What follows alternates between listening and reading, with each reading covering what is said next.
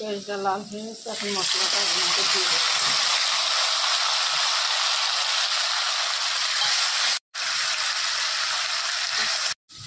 এখন মাংসটার মধ্যে দিয়ে দেবো। ভালো করে নেড়ে চেড়ে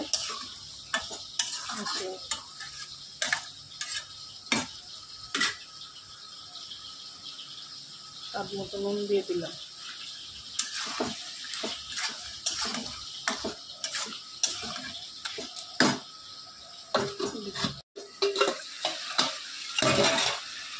এখন যে পেঁয়াজ সুন্দর কেটে রেখেছিলাম ওগুলো দিয়ে দেবো।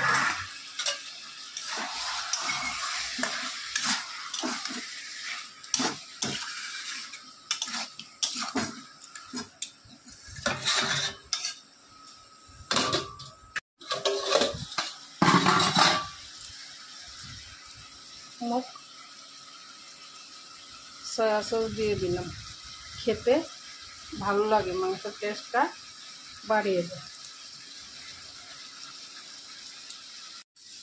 আলুগুলো ভেজে নিয়েছি, এখন তুলে নেব।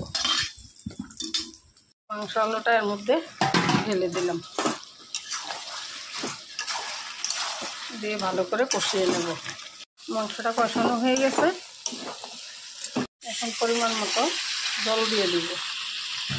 যেহেতু দেশি মুরগ, সেই জন্য একটু পাতলা ঝোল করব।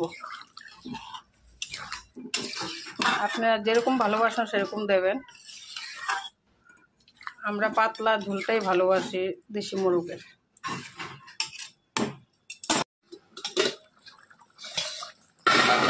মাংসটা হয়ে গেছে,